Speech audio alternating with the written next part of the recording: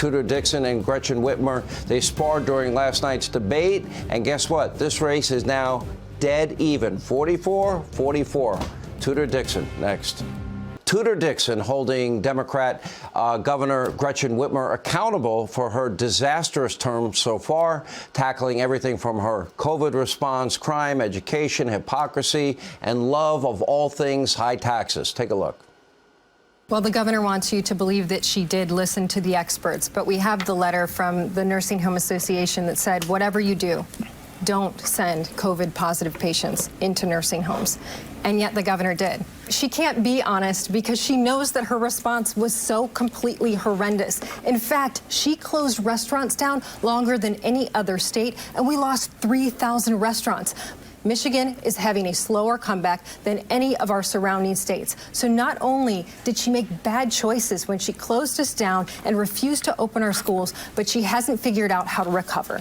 Right now in Michigan schools, as you're seeing on the news, parents are really concerned about what their kids are being taught with this sex and gender theory and not teaching them to read, write, and do math. We know the governor came out and said that she supports the spirit of defund the police. In fact, we know that when we were all locked down, she went out and marched with folks who held up signs that said defund the police. The governor was actually offered 2 different reductions in the personal income tax to get money back in your pockets, but she vetoed both of those. It's not surprising. This governor has vetoed more bills than any governor for the past 70 years. So it's not surprising. She also had the opportunity to give you a gas tax holiday, and guess what? She vetoed that as well. By the way, I hope other Republican candidates take it to their opponents as well as Tudor Dixon did. Look, this race is now a fight. You see the polls right there. It's 44-44, and they are tied. Here with reaction coming off a great debate performance last night, Republican Michigan gubernatorial candidate Tudor Dixon.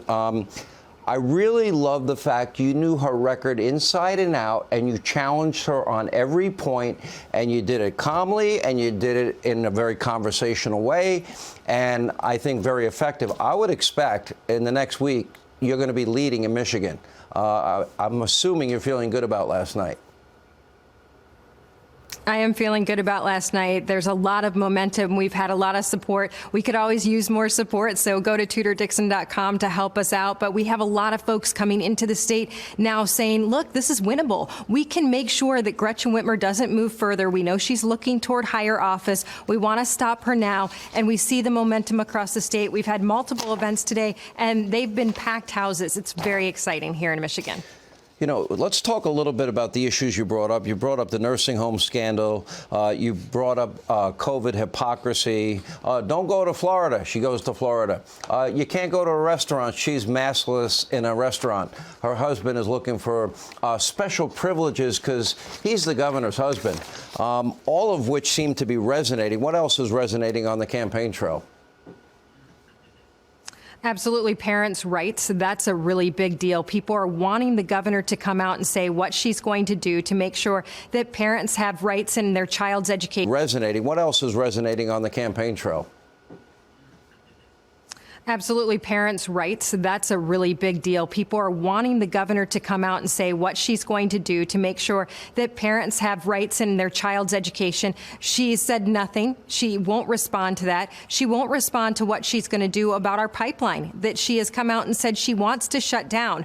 Now, obviously, we're in an energy crisis. You see inflation going higher. People in the state of Michigan are seeing that it's costing more to heat their homes. And they're asking, are you really serious about shutting down Line 5 in the state of Michigan? She said nothing about this last night. We asked her a couple of different times. She wouldn't respond on Line 5. When it comes to supporting our police, she says she's supporting our police now because she signed a budget just this month.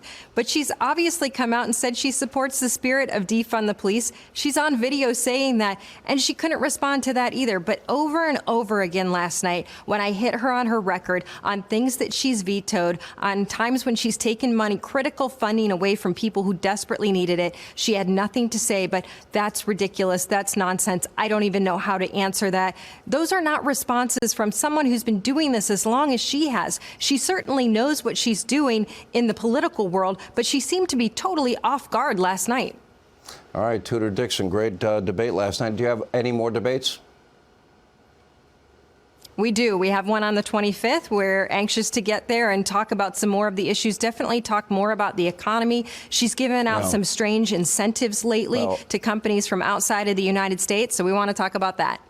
I hope Republicans candidates study what you did in this debate, because it was perfection.